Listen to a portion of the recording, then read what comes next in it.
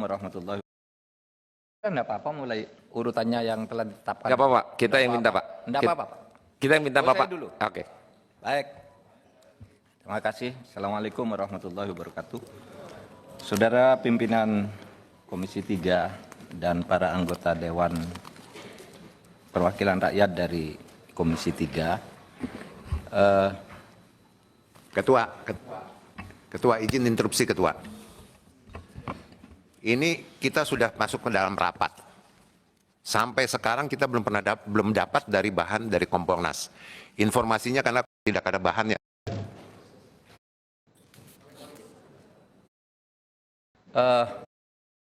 Menunggu tayangan, mestinya keliru ini kalau langsung bergerak ke TKP. Ini kalau bahannya tidak diberikan lebih dulu. Kompolnas itu mempunyai dua posisi atau dua sikap terhadap kasus ini yang berubah dari skenario pertama dan skenario kedua.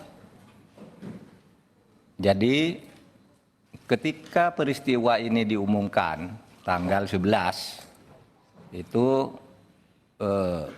Kompolnas itu langsung bergerak. Saya sedang berada di Mekah, langsung bergerak ke TKP dan Pak Bene di situ mendapat penjelasan bahwa ini terjadi tembak-menembak dan kemudian ada korban dan yang menembak Eliezer, Barada Eliezer seorang ahli tembak dan korbannya Joshua tembak-menembak. Nah, saudara, Kompolnas semula bergerak di situ. Tetapi waktu itu saya dari Mekah, dari Madinah, tanggal 13 saya melayani wawancara dengan sebuah televisi. Nampaknya itu tidak masuk akal yang diumumkan oleh Polri. Saya kira masih terekam di situ. Saya bicara dari Madinah lewat kalau tidak salah CNN Indonesia atau iNews gitu ya. Itu tidak masuk akal antara penjelasan dari fakta ke fakta, itu kaitan sebab akibatnya itu tidak jelas. Kalau hukum pidana itu kan harus ada kalau ini dan seterusnya. Ini tidak masuk akal, saya bilang. Sebab itu sangat meragukan. Tetapi dari TKP Pak Bene Mamoto dan kawan-kawan tetap berpegang pada skenario itu. Nah, sesudah saya pulang, saya panggil melalui video conference semua anggota Kompolnas. Saya tanya apa sebenarnya yang terjadi. Skenarionya tanggal 17 Juli itu masih skenario pertama, basis skenarionya bahwa terjadi tembak-menembak. Sementara sudah beredar di luar. Ini Kompolnas dan Komnas HAM ini kok sepertinya tidak sensitif terhadap suara dari luar. Saya panggil Pak Bene Mamoto bersama Bu Pungki berdua ke rumah saya. Itu tanggal 24 saya panggil. Pak, gimana perkembangannya? Anda yakin nih? Ya Pak, itu dari lapangan, kami dapat dari lapangan. Oke, penyelidikan lain apa? Ya belum, semuanya harus dari situ. Nggak boleh masuk, nggak boleh tanyain itu. Semuanya, oke, saya bilang. Ini ada isu di luaran bahwa Kompolnas dan Komnas HAM, saya bilang Komnas HAM, maaf ya. Saya bilang ke Pak Bene maksud saya. Komnas dan Komnas HAM ini sudah di-steer oleh sebuah skenario, saya bilang. Katanya udah ada yang dipanggil dan diarahkan untuk jawab gitu. Nah, disitulah Bu Pungki lalu menjawab, itu saya Pak. Itu saya yang dipanggil oleh Pak Ferdi Sambo. Terus, ya dia hanya nangis saja bilang, Mbak Pungki, saya ini didolimi, istri saya dilecehkan. Kalau saya di sana saya tembak sendiri dia. Ini kata Mbak Pungki, nih kata Mbak Pungki. Nggak ada kata tembak sendiri. Oke, saya bilang. Terus siapa lagi? Saya bilang. Saya dengar dari, karena sidang DPR ya, saya buka aja. Saya dengar dari Komnas HAM juga. Siapa? Khairul Anam katanya. Dan izin, Pak Mahfud, Ya, Kompolnas, Pak Mahfud sebagai Menko atau Ketua Kompolnas yang dalam hal ini bisa panggil Komnas HAM itu alasannya apa? Atau memang wewenang tugas Bapak bisa panggil Komnas HAM beserta Kompolnas untuk itu? oh enggak, saya enggak pernah manggil, koordinasi aja seperti dikatakan oleh Pak Taufan, kita koordinasi terus gitu. Nah, saya enggak manggil, Khairul Anam itu telepon dulu, nah, lalu dia mau ketemu, menjelaskan. Saya kira kalau itunya enggak terlalu penting lah, koordinasi kita sudah berjalan terus. Koordinasi biasa? Koordinasi biasa, tukar informasi biasa, sering ke rumah juga, makan-makan kita, karena kita punya kepentingan tugas yang sama. Itu suatu kewajiban, Pak Khairul Anam. Komnas HAM dipanggil sama beliau suatu keharusan atau bentuk komunikasi saja atau gimana? Komunikasi, Pak. Itu. Ada pertanyaan loh, seorang Menko manggil Anda secara institusi, Anda disetujui sama komisioner lain enggak? Iya, misalnya kami yang sekarang paling intensif koordinasi adalah soal penyelesaian Papua. Koordinasi sama komisioner Anda yang lain enggak? Soal koordinasi Itu urusan pribadi atau urusan institusi? institusi, Pak. Koordinasi, ya, koordinasi. Soal misalnya tahapan kami penyelesaian Papua. Itu Ya, tentu- dilaporkan enggak ke internal Anda hasil pertemuan dengan Pak Mahfud? Iya, dilaporkan, Pak. Rame-rame mereka Pak, bukan sendiri. Ya, ini Penyelesaian ada tentang HAM sesuatu, berat karena- juga sama. Sorry, Pak Mahfud dan Pak Khairul Anam. Pak Mahfud Pak ini Taufan, kan Menko merangkap Ketua Kompolnas. Ya. Kesannya adalah ini suatu panggilan. Oh, Kalau gitu kapasitasnya, apakah Komnas HAM di bawah Menko? enggak, Pak. Kan publik bisa menilai begitu. Ada sesuatu yang aneh juga gitu. Mungkin masuk ke substansinya? Hah? Mungkin masuk ke substansinya nanti disimpulkan aja bahwa begitu kan bisa.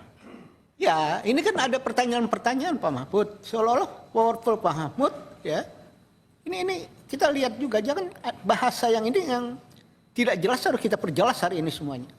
Jadi jangan sampai seolah-olah komunikasi biasa, seolah-olah bahwa Kompolnas membawahi Komnas HAM atau Menko Polkam membawahi Komnas HAM.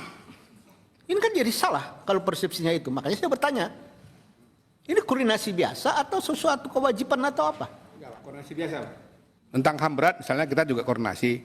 Tentang Paniai yang terakhir juga kita koordinasi, Pak.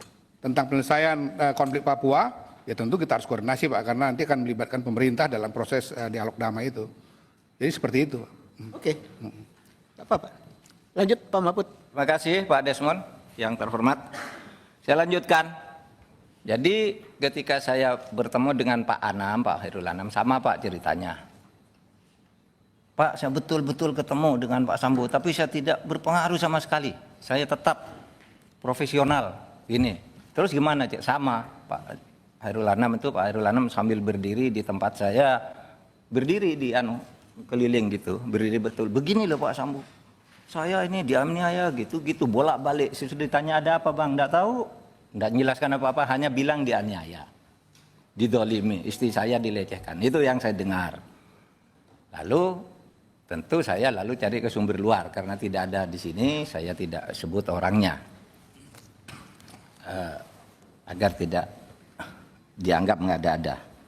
Karena bagi saya harus izin yang bersangkutan kalau saya menyebut dia. Saya tanya orang lain, sama kok, cuma begitu penjelasannya. Nah oleh sebab itu, sudah itu saya panggil Kompolnas yuk rapat lagi gitu. Kita balik basis senarionya sekarang.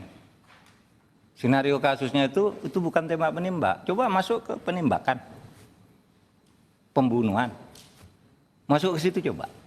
Kita terus koordinasi dengan Kapolri, dengan Polri. Masuk ke sana saling, saya komunikasi terus. Sehingga pada akhirnya ketika keluarganya Pak Mas Joshua itu ke kantor saya, lalu muncul di situ malamnya Barada E tersangka. Nah, sebelum itu Barada E sudah mengakui sepenuhnya bahwa dia yang menembak seluruhnya. Itu yang diumumkan di Komnas HAM. Ya, begitu itu Barada E mengaku dia yang menembak dan sebagainya tanpa penjelasan panjang. Dan itu bukan bukan laporan Komnas HAM ke saya itu ada di TV gitu. Oh iya sudah mengaku ini gitu kan. Jadi dia yang mengaku, tetapi begitu kita bicara-bicara tentang ini tidak bakal bisa menurut laporan Pak Benny Mamoto ke saya, Pak ini tidak bakal tidak akan bisa dibuka kalau gitu. Ini tidak diadakan bedol deso. Kenapa? Semua tempat kejadian udah diacak-acak. Ini udah ganti, ini ganti, sudah tambah barang ini dari yang olah TKP pertama. Lama itu. Kapolri rupanya punya pikiran yang sama. Sehingga lalu diadakan bedol deso. Pada saat itu juga Barada mengaku bahwa sesudah dipisah dia dari komunitas. Dia ngaku, saya karena diperintah. Nah besoknya kan tidak bisa mengelak juga, akhirnya jadilah juga pengakuan dari yang bersangkutan. Nah kerja-kerja kompolnya sampai di situ aja gitu. Artinya kalau misalnya terjadi pembicaraan-pembicaraan yang berulang itu kan sebenarnya hanya rekaman lama di setel lagi, diubah kalimatnya gitu. Sebenarnya kalau mau bicara yang dengan saya, Kompolnas itu hanya terbatas beberapa kan, cuitan saya. Itu kalau ada yang beda dengan itu sudah. Pak Mahfud, sebentar saya hela. Kan selama proses yang luar biasa perkara ini melelahkan Republik ini, kan ada ungkapan Pak Mahfud tentang hanya bisa didengar oleh orang dewasa. Tweet-tweet Pak Mahfud ini mengundang pertanyaan banyak orang, dan akhirnya keramaian ini terus menerus melelahkan. Kan nggak mungkin